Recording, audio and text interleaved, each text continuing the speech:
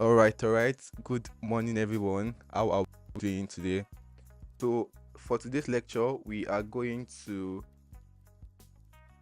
bring the solution of Python object and data structure assessment basics. Right. So, kindly drop a yes in the comment section if you can hear me, so that we can proceed. All right.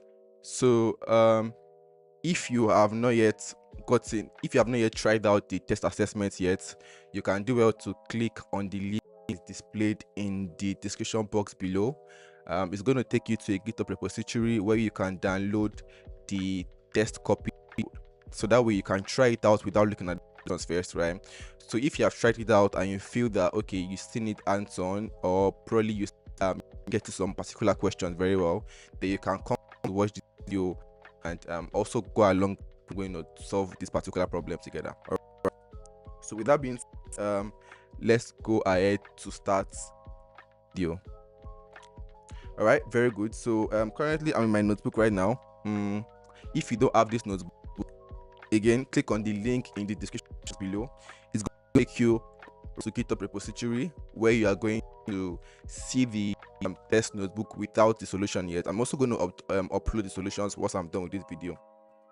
All right, so let's go ahead to get started. So first thing first is this question here. You can see after the following question, first write a brief description of the following objects and data structure we've learned about, right? So first is numbers, right? So basically, what are numbers? And if you attended a particular class that we took, or you've watched the video, you would see that we've discussed about numbers before, right? So basically, numbers just integers, right? Numbers are integers, right? They're numeric values. So let me put it that way, right? So let me go ahead to write here. So these are numeric values, right? And it's nothing complex, right? Just something simple and straightforward. Just whatever way you know how to define it, just write it down like that, right? As far as you know that they're numeric values. So for example, we can like 1, 2, we can have 100, we can have 90, and so on and so forth, right?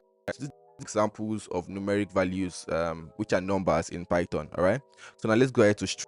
What are string? Basically, string is just also, so a string is just a text, right? So a string is a text, right? As simple as ABC, right? So basically, we can say it's just anything, right, inside a quote, right? So let me know if you guys can hear me in the comment section. Guys, need to drop a yes in the comment section if you can hear me. All right. Basically, a string is just basically a text. Basically, in Python, anything inside quotes, right? So it might be a single quote, it might be a double quote. That's how we represent in Python, right? I hope you guys answer this question because it's very simple and straightforward, right? Also, next is what are lists, right? We all know that a list, right? A list is just a collection of items, right? And it can be a number, data type, it can have string, it can have floating point number, whatever it is, right? So basically, a list is just a collection of items, is a collection of items, right? That might be different from what I have here, but as far as it satisfy what list is, then you are good to go. This is a collection of items, and example would be something, e.g., we can have something. It's always inside a square bracket. We all know that, right? So we can have something like this. We can have 1, we can have 4.5. Like I said, we can have a floating point number, right? We can also have a string, right? So a string also, right? And basically, this is what lists are, right? So what are tuples, right? Basically, I also explained tuples. That tuple, a tuple, right, is a collection. Is like a list actually. It's like a list, but is so it's like a list, but you can't change the item once it's made, right? We all know that we talked about tuples very well. Okay, you can hear me very good, Drish. You're welcome. All right, so Tuples are immutable. We spoke about that very well in our previous lecture, right? So basically, whenever you create a tuple, you can't go ahead to change it again, and that's majorly the difference between tuple and list, right? So the way you create tuples is different from the way you create list, right? The square bracket and the parentheses, right? That's one thing to take note of. All right.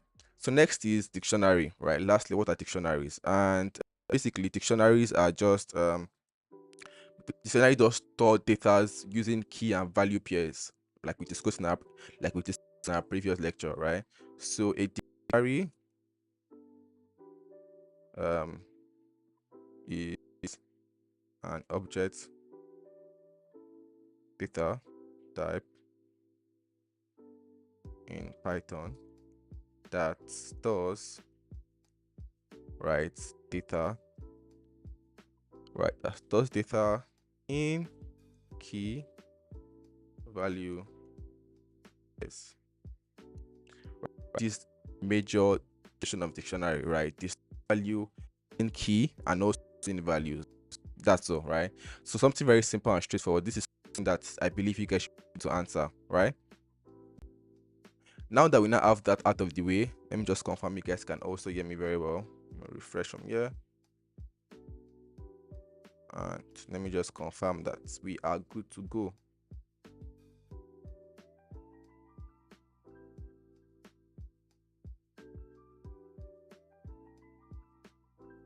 All right, we are good to go. Very good. So next question now is numbers. So what are numbers? So we have this question under numbers. I think it's under the section, right? Very good. So question is, write an equation that uses multiplication, division, and exponent, addition, and subtraction that is equals to 100.25, right? So can I give you guys an that it's just a memory of the basic arithmetic commands work from 100.2, right? Basically, for this one, you have to make sure that you use what is it called? You must multiplication, you must use division, you must use exponent, addition and subtraction, right? So that's one thing that you must use to answer this question correctly, right? You can't just do 100 plus 0.25 and you get your answer. No, you have to make it of everything. And to be honest, you might actually do this differently, but as far as you can actually go ahead to use you can go ahead to use plus if it's addition, subtraction, multiplication, division, exponent, then and you run your code and you got 100.25, then you're good to go. Okay? So for me, the one that works for me is let me see. So yeah, I'm just going to into brackets. So I'm going to be using parentheses, right? Just to store it in order, right? Because one of the great way you can actually operations in Python is by using parentheses, so that Python is going to know the order of how you want to execute your code, right? So for me, the one that works for me is 60, right? Plus into bracket, I'm going to do 10 raised to the power 2, that's 100, right? So 10 to the power of 2, right? And here I'm going to have divided by 4 times 7, right? So I have to play around with these values to make sure that it actually worked, right? And I will say minus 4.75. All right. So let me know if you guys also tried it out, or what you guys tried out that you ended up getting 100.25. Did you use the arithmetic operation? All right, so you can see here that now we have 100.25, and to be honest, you are going to play around with this value just to make sure that you are using all the arithmetic operations that were mentioned, right? And just to also make sure that you're arriving at 100.25, right?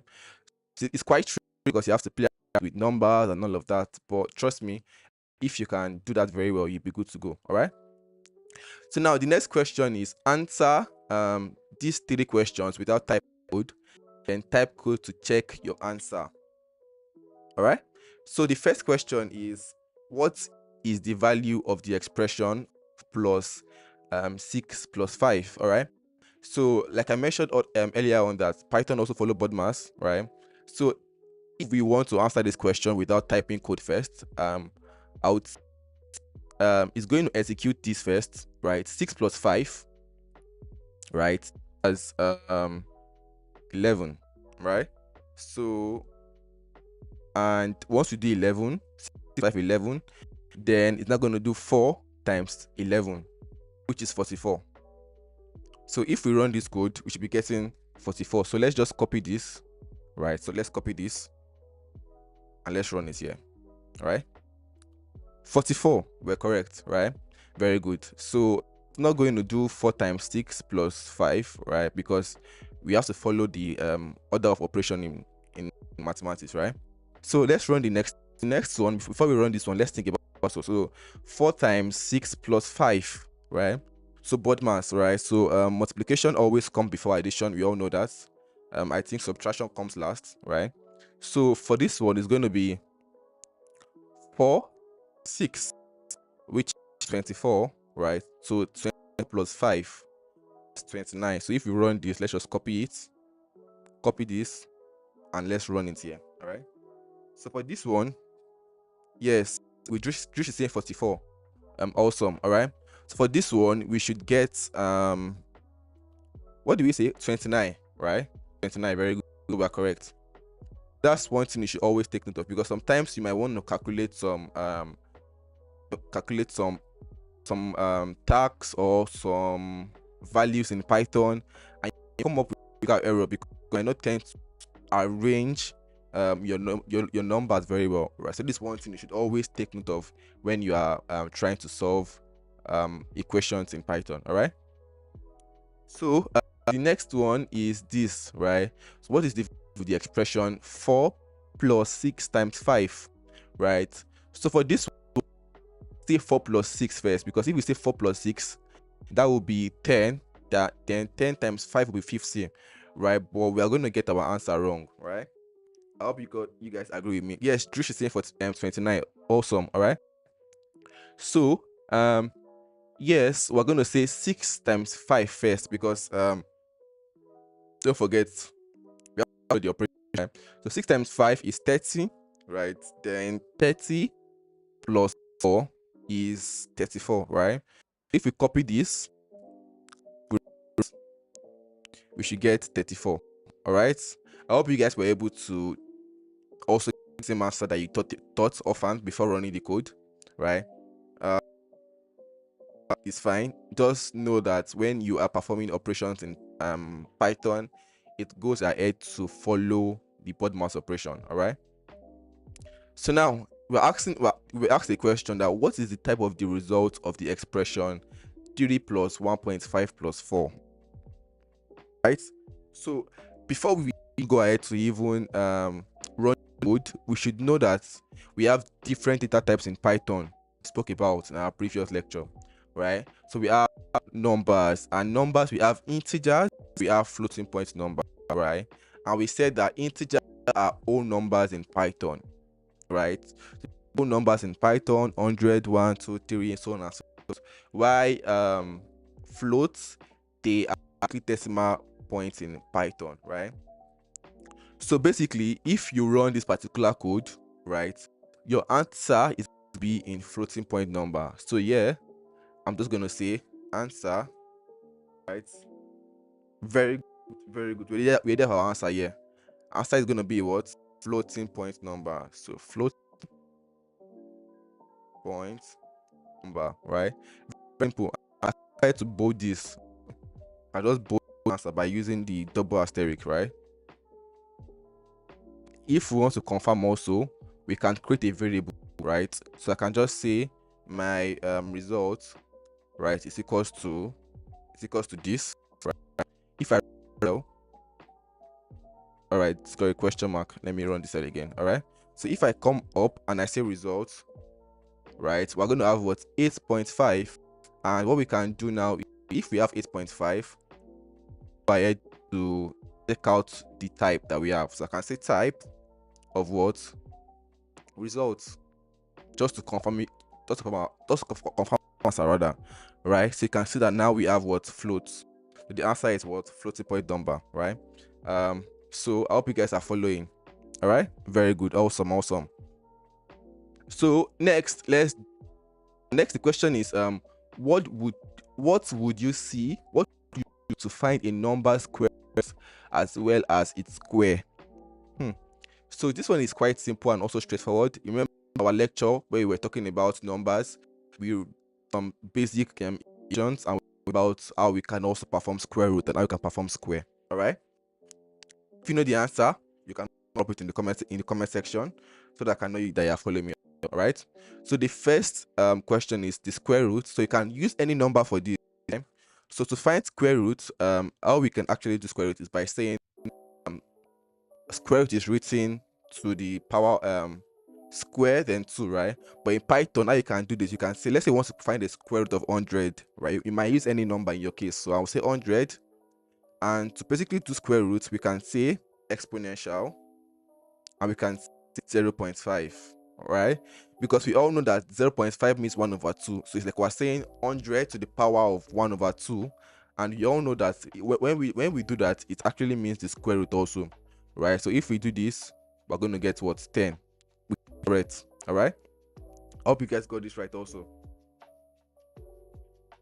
Very good. So for square, we can just do, for example, 10 to the power of 2, and we're going to get our answer. All right, 100. Now that's all the numbers aspects. I hope you guys were able to answer all the question. If you did, kindly drop a yes in the comment section. All right, or if you just missed a few, just also drop it in the comment section. So that's what I'm going to know. All right.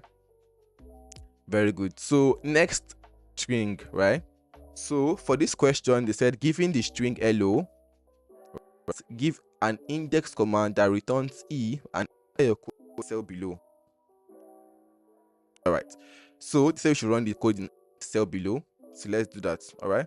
So we have this string s, right? So we are going to say s here, and basically we want to print out the words. Don't forget we use square brackets to access elements in a particular string or in a list, right? That's how we use to index or slice item. So don't forget that Python uses index number and it always starts from 0. Yes, I am equal. That's correct. So it means that square root is 4 and square is 16. Yes, awesome. So yeah, we use index number to access our item in a string, right? And it starts from 0, don't forget. So h is going to be 0, e is going to be 1, 2, 3 and 4, right? So to access e, we're going to add 1, right? Because e is at the index number 1, right? So don't forget, it always starts from 0. All right, so if we run this, we're going to have our correct answer, e. All right, so the next one is to reverse the string using slicing. All right, we did an example of this also in our lecture. So if you were able to answer this, kudos. All right, so to answer this, I'm just going to say s, right, into square brackets, right, and to reverse it, don't forget you can use the words the slicing method. So I'm just going to say semicolon here to grab everything, right? So the first and last and also the step, right? So I'll just say minus 1 here, right? And what would happen is it's going to go ahead to start from the first one, right? Then reverse it, so it's going to have HELLO, right? So if I run this cell, you can have what? HELLO backward, right? So get this start and the index. All right, so next one now is giving hello, give methods of producing the letter O using index. All right, so you can see that we have hello here, and they say how can we basically print out this word, this letter O, right? Using method. So method 1, let's use method 1 together. So the way we actually access this element is by the last item in this particular string. And don't forget, how do we access a last item in a string or in a list, right? We use what? The negative numbers, right? So I'm going to say -1. So once you specify minus, it's going to start from the end, right? So that's one thing you should always take note of. So yeah, I'm just going to say then into square brackets, I'm going to say what? -1. If I run O, right? So now what is the next method, and how can we access this O, right? Also, I can also use by counting the index number, right? So don't forget, it starts from 0. Here I'm going to say 0, 1, 2, 3, 4, right? So we can access the element O by just running the index 4. All right. So just to say why we're using the semicolon. Remember in the Python string index and slicing lecture, we talked about those 3 items that you need to pass into the square bracket, right? The start, the stop, and the jump index, right? So that's why. All right. I'm going to put S into square bracket. I'm going to say what? 4, right? Run this, we should also get. All right. Drish, I hope we're clear. All right. So basically, this is the next one, which is write a Python code that grabs domain out of email address, right? So we have, for this example, we have user@.com, right? And they said, for example, this particular string, user@domain.com, then it will return what? Domain.com. Domain. So for this one, we were given an email of test@email.com. So definitely we should get what? Email.com. All right. So I know one of the way you guys might want to approach this problem is doing something like this, right? You might want to count the total number of decks of items that we have, then slice it, right? Which is going to work fine. So let's just try that out together, right? So I can say email, then I'm going to use square brackets here, right? So I'm going to say 1 0 1 2 3 0 1 2 3 4. So I can say 4, right, and do like this. Oh, let's run this cell first, email. All right. And you can see that if I or is grabbing what? At and the email.com, but we want email.com and so on, right? You can just say 5 instead. So start from index 5. So 0 1 2 3 4 5. Right? From this 5, grab everything, so on out, right? So if I run you should have email.com, right? But the downside about this approach is all right, Trish, we're clear. Very good. So the downside of this approach is, how about if I go ahead to change my email, and I change my email to something like tests for at email.com, and I run this cell and I run this cell, and you can see that here we're not going to be having 24 at email.com. Why? Because the total length of the email has changed. Therefore, we can't access email.com by just using this 5 index number, right? The best way to actually do this is by using the method that we treated in our previous video, which is what? Using the split, right? Here I'm going to say email.split, right? And here I'm going to say what I want to split the email by, right? For this, I'm going to say split it by what? The at. So I'm going to this email again, and here I'm going to say split it by the at. So if I run this cell, it's going to return a list of items that has been splitted out. So let me run it so you guys are going to see it. So if I run this cell, you're going to see that we have what? We have test and we have email, right? So we can always grab the last item because we know that the domain is always at the last, right? So we can just say please grab the last item, which is -1. Here, if I run this cell, you can see we now have email.com.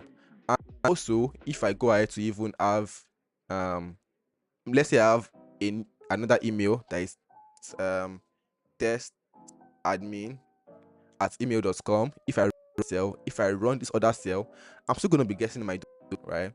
So even though the user also tries to add @ to his email just to uniquely identify his email address. So let's say for example, the user have @ also at his email. If I run this cell also, I'm going to be getting what? Email.com, because why? I'm grabbing the last item, which is always the domain name in my in a particular email address. All right, we all know that the last part, maybe test@yahoo.com, test.com, whatsoever, right? So the last in always the word domain.com. That's why I'm using -1 here. All right. So this is one of the best way to approach this, right? So by have the correct answer. So let me just take to what test at .com, right? So and here also we're still going to have what email.com. So this is the best approach, to be honest. And also in our upcoming lectures, we're going to look at how we can use for loops and all of that, so that in case we want to check a whole bunch of or column, right? And if you want to just extract the domain out of that, then we can do that in Python, right? So a very simple use case is, for example, if you were in your company that some bunch of customers or users submitted email address and they want to know the particular domain that submitted was. So is it Gmail, is it Yahoo, is it external domain or whatsoever? So you can also use this approach, and you can also use for loop to loop through those lists and return the particular domain by using this Python code. And we'll look at more of that in our upcoming lectures. All right. So next up now, lists, right? So for this list, they said build this list 0,0,0 separate ways, right? So using two methods, right? So the first method is basically, I taught you guys that we can use the arithmetic operator or operation.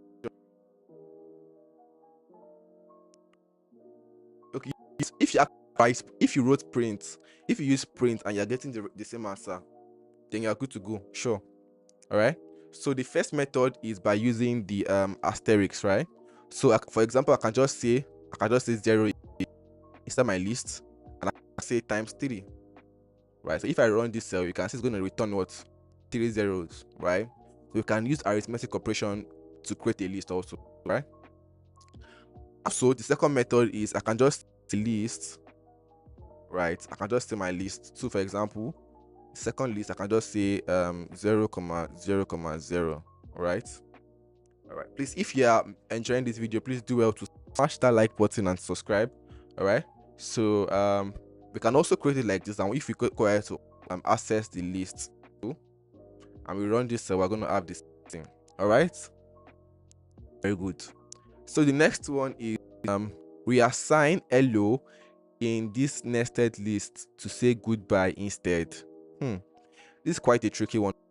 All right, actually simple if you understand how to use your elements very well in your list. All right, so what we can do here is, example, I'm going to start by accessing. So let me just cell, basically let me run this cell, and I'm going to create a new cell above, right, by pressing the A command. Right, so yeah, I'm just going to say list 3 and let's see what we have. All right, so if we take a look at this very well, right, we're going to see that we have what 1, 2, and this new list here, right? So that means we have index 0, which is 1, index 1, which is 2, and we have 2, which is this list. Don't forget, we're trying to target what hello. Sure, if you use that, Drew, so we can say list 3, then we're going to print out the what second one first, right? Run the cell. You can see that here we now have what a new list, right? Which is this 3, 4, and 0, right? So now we can now access this hello by saying what 0, 1, 2. So here again, I'm going to specify another index number, which is what 2, and here we're going to have hello. All right. So now what we want to do is we want to now assign it to what by. So here we can use the equals to operator and just say we want to assign it to what goodbye. All right. So if you run this cell, we now check what we have in list 3. You can now have goodbye. All right, and you can see how easy it is to actually solve all this particular problem as far as you understand the fundamental or the basics of Python very well. All right, so if you are finding some of these particular questions challenging, to be honest, I would advise you to just review the previous lecture that we talked about number and lists. To be honest, you're going to be good to go. All right, so useful links also are going to be at the description below. Playlist is also going to be, so you can check it out. All right, so next let's talk about this one right here. So we have this list, right? And basically the next list does that this nested list, sorry, sort the list below. So we have to sort this particular list below. Remember we talked about something that is called methods in Python. So if I go ahead to say list 4, for example, I'm going to have 53461, right? So don't forget something we have in Python. We have a function in Python, right? We didn't cover this in class, but if you quickly do a Google search, you should be able to see the answer, right? And that's one thing you should know as developers, right? If you want to be a very productive or a very good developer, we need to know how to make use of the web very well, right? Google search, ask questions if you need, and you'll be good to go. So to approach this particular task, what we can do is method 1, we can just say, let's say the sorted, right? So we can run this list, and if we run sorted, what is going to happen is we're going to go ahead to sort it for us, right? So the other approach that you might do, talked about this in our lecture. You can also do list for, and you can do dot sort, right?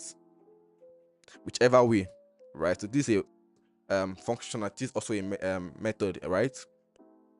And if I run this, you can see that if I now go ahead check list 4, right, you can see that also we have 1 2 3 4 6, right? So so let me just tell you guys the major difference, right? So let me run this cell again. Now I'm running this cell again. So if I run this cell again and I check list 4, you can see this is sorted, right? It's not going to modify our major list item that we created here. If we use this method sorted, it's not going to modify our major list, right? But morning Precious, you're welcome. But if we want to modify this particular list, then we can now go ahead to use this list or sort method that I used here. All right, so let me just write it down for you guys here, right? So remember, hashtag is for what? Comment, right? So it's not get executed in my code. So yeah, I'm going to say what the list and keep the original list them. Why this one list.sort is going to sort the list and modify the original list item. So that's the major difference between sort and list4.sort here. So whichever one you use, trust me, you are good to go. So I'll run this cell again and I'll run this cell again. Then we have this. You guys blame me. So if you have, you guys drop a yes in the comment section also, and do well, smash that like button. All right. We have this one. Given this nested list, use the indexing to grab word hello. Right? To be honest, accessing list item and all of that is actually very, very interesting, right? Especially if you know how to access, if you know how to index if you know how to slice very well. Trust me, it's actually very, very fun and interesting, right? So I'm going to run this cell first. Now I'm going to create a new cell above, and let's just try to be accessing it step by step. All right. Here, for example, I'm going to say LST, and if I run LST, I'm going to create multiple cells above because I want you guys to see this step by step, right? So let's look at this together. Here we have 1 2, then we have a new list, right? We also have this new list item, right? And we also have this one, right? So one thing you can also always do in you are trying to solve a problem is to break your problem into smaller chunks, right? So what we can do now is let's break this step by step first. All right, so 0 1 2, so the opening bracket and closing bracket stopped here, right? So this is another one. So this one will be 1 2, this one is going to be 2 like this, and we're going to have 3, the opening square bracket here, and it's closing, it's not closed, right? So from here, square bracket was still open, it was still open, in fact, a new one came in here, open, a new one came in here again, and this one closed. So that means this one that closed is the first one that opened here. So this one and this one here also is for the second one that was opened. So you can see now it was comma, then it now closed here. So that means this particular list item that I'm selecting, it's an index here. So it's going to be 0, 1, 2, then 3, right? So that means if I want to access all this item here, the list then square bracket 3. So let's try it out. So 3. You can see that here now we now have others filtered out, right? And we now have this step by step. Now let's continue. Now that we have this one here, we have list 3 here. Let's try to access the LO again, right? So we have 0 now, 0, new opening brackets, right? It didn't close, open, it opened a new one here again, then it closed the new one, closed the first one. So we can say to access LO it will be 0, 1. So let's grab 1. So you can answer that we still have the LO, right? So we're going there step by step. All right. So now let's run this again. I'll say LST. Then we'll say our 3 that we have, and we also have 1, right? So now let's grab LO. Now we have 0, 1, 2, right? So we're going to grab the next index, which is 2. 0, 1, 2. Now we still have a list again, all right? Not there yet because they say we should grab what? The string what? LO. So now to grab the string LO now, I'm going to LST, then we'll just say 3, then here we'll say 1, sorry, 1, then here we'll say 2, right? And here we'll just say 0 because it's just a single list item and this is index 0, right? So if I run this cell, you can have LO, right? To be honest, it's actually interesting and quite tricky. So if you got this right, kudos to you. You are doing a great work, all right? So let's go on with dictionaries now. And I hope you guys were able to do this question because it's quite tricky also, all right? And I know I reviewed some of the codes. You guys said I reviewed your code, and to be honest, I was really amazed by what you guys did, right? You guys are really doing a great work. All right. So let's move on to dictionaries also, right? The dictionaries. Let's solve this challenge. I'll be actually enjoying you. So now they said use key indexing to grab the LO from the following dictionary. All right. So now we know how to access item very well in list. Now let's see if we can do that also in dictionary. And don't forget to access the value in a dictionary. You need to use. It's tricky actually, but actually, if you calm down and analyze it very well, it's simple and straightforward. All right. So I'm going to say D here. If I run D, we now have this, right? Simple key and LO. And don't forget to grab the key. To grab a value in a dictionary, we use what? We use the key. And this is what? Simple key. This is the key here. And the dictionary part. Oh, okay. If you did not understand the dictionary part, just do well to revisit the video, right? Watch it again. And if you have any questions, all right, or to the community, anyone, admins are going to go ahead to reply you. All right. So we've done this already. Very simple and straightforward. Yeah, they now say we should grab the LO, right? How can we grab the word LO? Next, yeah, we'll just say D, right? And don't forget key first.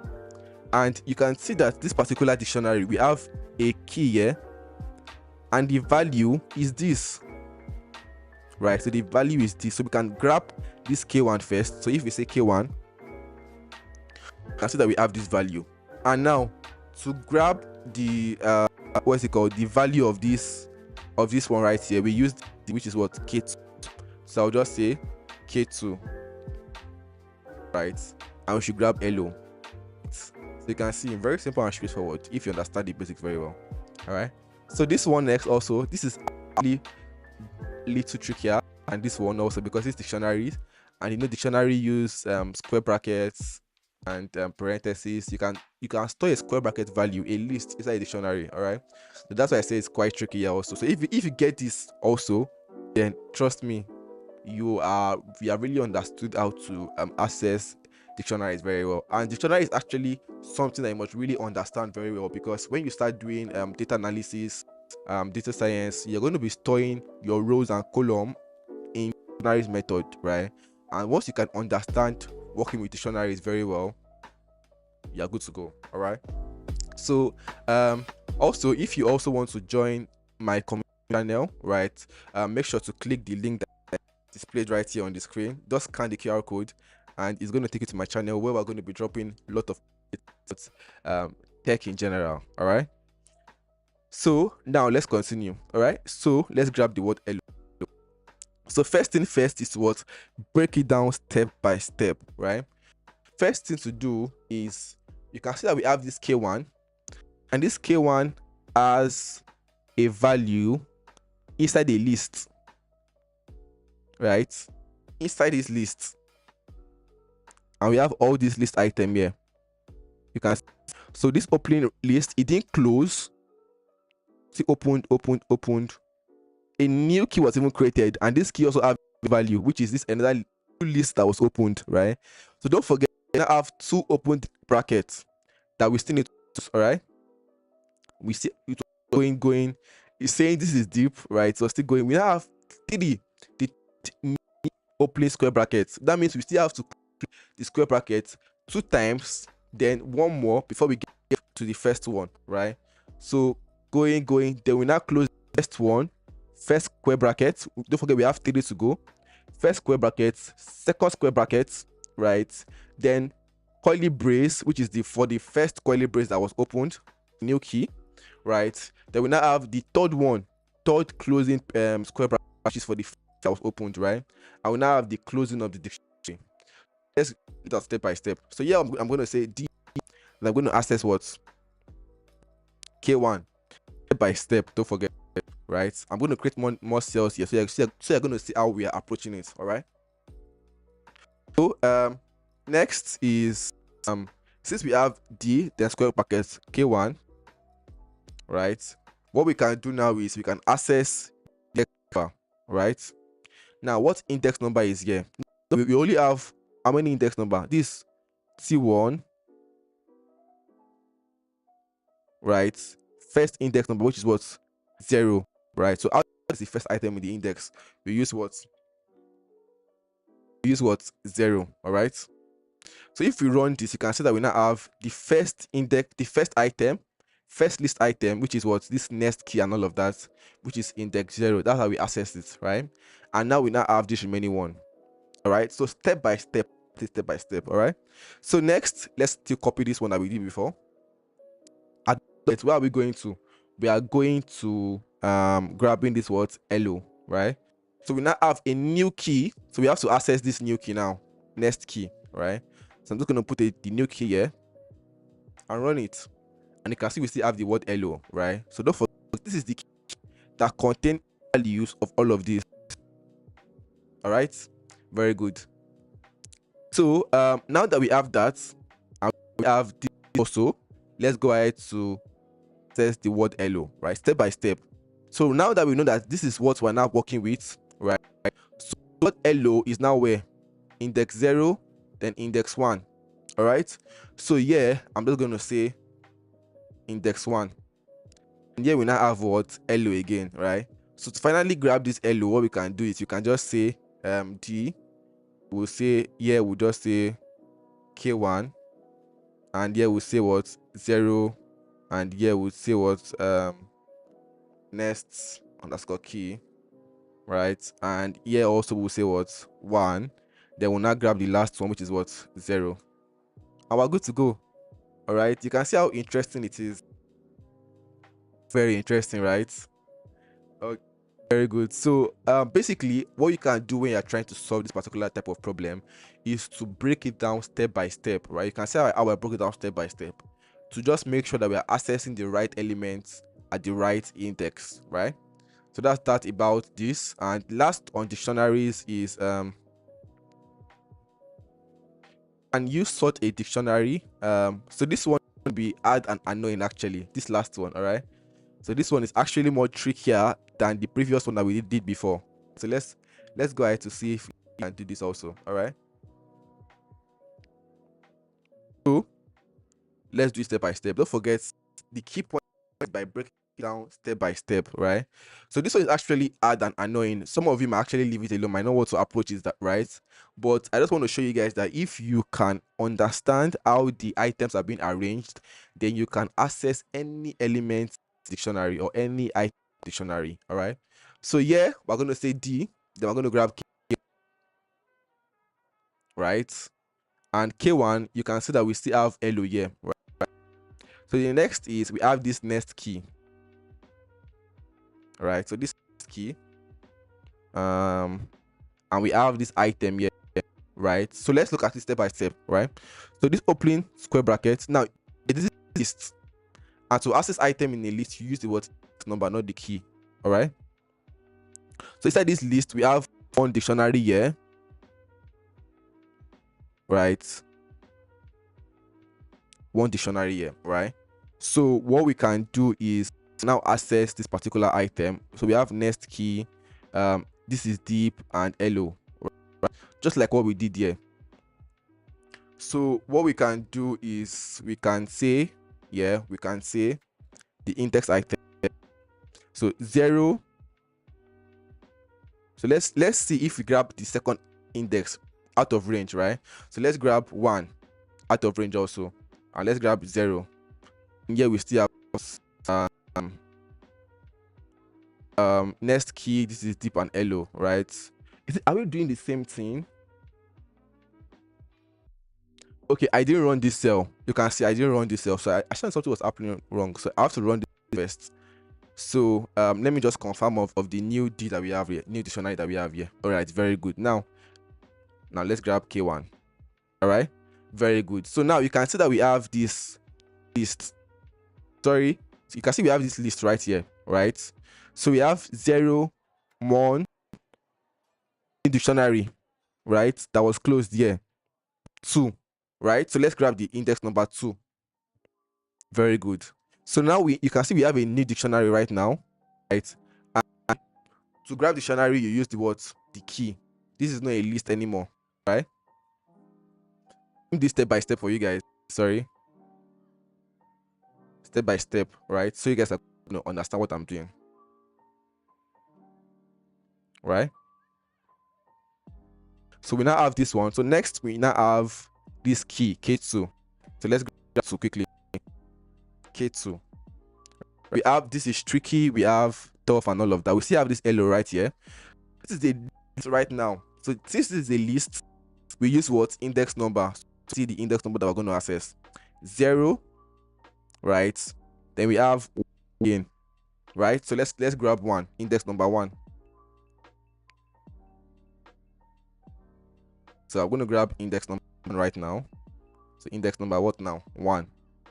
So very good. You can see we now start off this and this. This is a dictionary, right? Dictionary, we use what key to access it, right? Something that you should always take note of, right? So B, and now let's grab the key. What is the key here? The key here is what? TOUGH, right? Now we still have LO. Now note that this is a list, right? So let's copy this and let's now paste this. And here I'm now going to what? 0, 1, right? I hope you guys can see my mouse. 0, 1, 2. Then I'm going to grab what? 2. We have what? LO. Then now lastly, we now want to grab the what? LO in this list. Here we can now say what? 0. Then we have the word LO. All right, very good. I hope you guys are actually enjoying this list slicing. To be honest, if you can actually understand how it works very well, then you'll be good to go. All right, so next is, can you sort a dictionary? Why and why not? So the answer is no, right? You cannot sort a dictionary, right? So how do we differentiate index from dictionary? So very good question. So before I answer why we cannot sort dictionary, let me just quickly answer this question asked, right?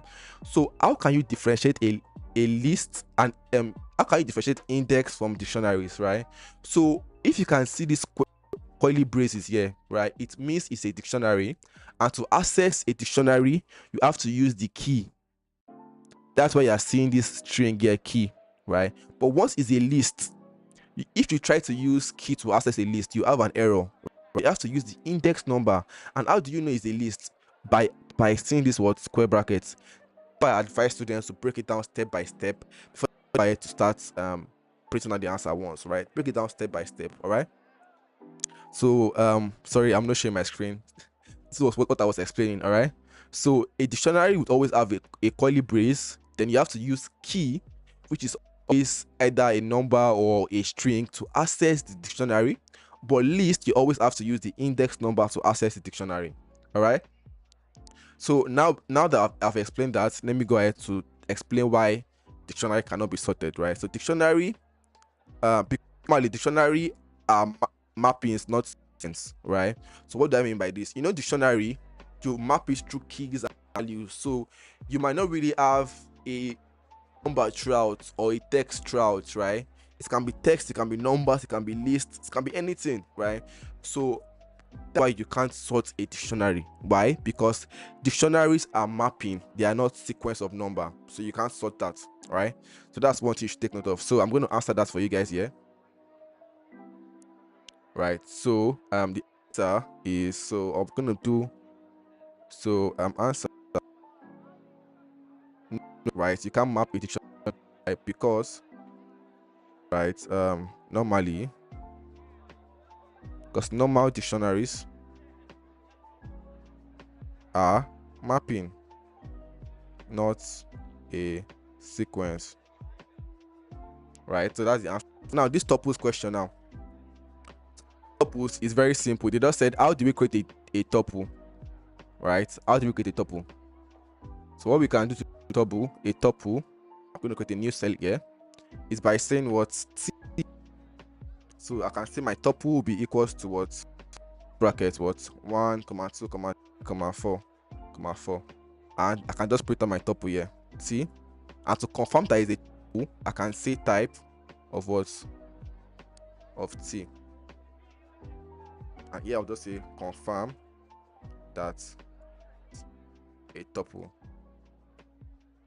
And you can see that here we're having what type of what, tuple. Very simple and straightforward, actually. All right. So now the next one is this. So this set, we are asked that use a set to find the unique values of the list below. All right. So how can we do that?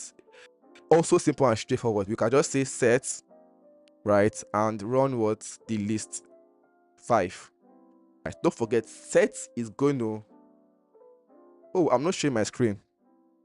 Oh, sorry, I'm not showing my screen. Okay, so this is what for tuples. So t is equals to 1, 2, 3, 4, and I ran t here, and I just check type of t, right, and it's tuple. So I hope you guys can see my screen right now. So for set, notice that set contains only unique item. So once I can pass this into sets, right, it's going to return out the unique item we have in this list 5. So if I run this, it's just going 1, 2, 3, 4, 11, 22, 30, which are the unique items that we have here. All right, very good. So now that we have that out of the way, really very simple also and straightforward. Now let's look at the next one, which is what, for boolean here, you can see the following equation, right? We have the comparison operator. We're going to talk more about operators in our next lecture, right? So we have this exclamation mark and all of that, right? So the next set, for the following quiz question, we will get a preview of comparison operator in the table below, right? A is equals to 3 and B is equals to 4, right? So for this comparison operator, if we say A is equals to 3, it's not true, right? So not true. The double equals to Python means that you are checking the first item is equals to the second item, right? So that's why we use double equals to. So double equals to also means compare if the left hand side is equals to the right hand side, right? If the left hand side is the right hand side, the comparison operator is for. All right. So and basically in Python, if you want to do comparison operator, you use double equals to. So for this one, it is false, right? Because A is not equals to B. So the next one is this exclamation mark and equals to. Now two values operand are not equal, then the condition becomes true. So what does this mean? If the left hand side is not equal to the right hand side, that means true. So here what I say is a is not equals to b, which is true, because what? 3 is not equals to 4. All right. Basically something, if you read and it's very well, you understand what I'm saying. All right. So for this one, we know what greater than is, right? A is not greater than b, right? Because 3 is not greater than 4, right? So less than also, you can tell me about this. If the left operand is less than the value of the right operand, then the condition becomes true, right? So what does this mean? It means that if the left hand side, the left hand value, right, is less than the right hand side value, then the condition is false. So for this condition to be true, right, the right side value, which is for this example b, must be what? Greater than, right? So for this example, we have a is less than b, so 3 is less than 4, which is what? True. And b is greater than a, so true. So yeah, at the of b greater than a is going to be true, not false. All right. So this greater than equals to also means that a is greater than equals to b, not true, right? Because a is not greater than, not equals to, or is not equal to. So we have something like 4, a is 4 and b is 4, then we can say a is greater than or equals to. All right. This example, it is not true because a is not supposed to be at all, right? And likewise also applies for this also, right? So a is not less than or is not equals to b. Sorry, a is less than, rather. Sorry, a is less than, because 3 is less than 4, right? 2 not equals to b, right? So it's true. As far as one condition is true, then the condition meets the condition satisfy Python rule, right? And in the coming lecture, we're going to talk more about Python operations, operators, right? So let's look at this together also. What will be the result boolean for the following piece of code? Answer, then check by typing it in, right? So 2 is greater than b than 3, which this is going to be 4, right? Because 2 is less than b than 3, rather. All right. So next we also have 3 is less than equals to, is going to be false, right? Because 3 is greater than and is not equals to 2, so it's going to be false. All right. So the next one is 3 is equals to 2.0. Now this is going to be false because 3 obviously is not equals to 2, right? So we're going to have false. For here, 3.0 is equals to 3. Is 3.0 equals to 3? I want you guys to tell me in the comment section below. Equals to 3. So I'm going to wait for you guys to tell me the answer. Is it true? False, right? For this next one, we have 4 to the power of 0.5 is not equals to 2. Now, what is this telling us? It's saying that if we do the square root, right, of 4 is not equals to 2. All right, so let's run this cell first. Okay, let's run this first. I'm sharing my screen. Please refresh your browser. Refresh the YouTube your YouTube app, right? All right, so somebody, yes, so 3.0 is equals to 3. True, very correct. Also, you guys are doing a work. Yes. So next, this one we're going to have 4. So let's look at this together. So if I say, for example, 4, so remember this one is saying that 4 to the power of 0.5 is not equals to 2, which is false. 4 to the power of 0.5, we're going to have 2. So let's do that together quickly. 4 to the power of what? 0.5. We're going to have 2.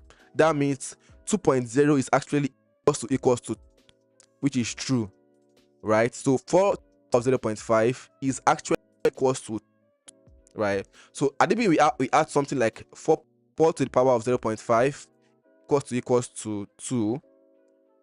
Then this is going to be true, right? Because 2 is equals to 2. Correct. All right. So that question, saying what is the Boolean output of the cell below. This is quite tricky, right? So what we can do is, let's look at, right? So this, we have this item, this list 1 and list 2, and what we can do is we can just break this down into smaller chunks of code, right? We can run this cell first. We can run this one first. Sorry, let me run this cell first. Let me comment this. The answer is not going to show. So if I run this cell and I run this one again, we're going to have the output, right? So let me comment this one out back. All right. So yeah. Also, I'm going to run this, and that's one way you can always do to approach them, right? Solve it by step. So now they're not asking, right? So what they're basically asking us here is 3 greater than equals to 4? That's what they're trying to ask us. This one is just accessing the list item. You can see the index 2, 0, 1, 2, and we're grabbing the first index, which is, right? For this one also, they said index 2, then k1, right? 0, 1, 2, which is a dictionary. Then we're accessing the key, which is what k1. Value of k1 is what 4. So they're asking us that is 3 greater than equals to 4? What is the answer? Right? Because 3 is not greater than equals to 4. The answer is false. All right. So with that said, I hope you guys enjoyed this particular object and data structure assessment test. If you do, please make sure to smash the like button. Also follow me on this. Just scan the QR code to join my channel or community, or you can click on the link in the description box below. It's going to take you ahead to my channel, where you are going to be receiving a lot of tech updates. And also check out the playlist of Python to also see the previous tutorial we've done before. And I hope you guys understood what we did. To be honest, it's quite interesting and fun to do. Some questions were challenging, were tricky.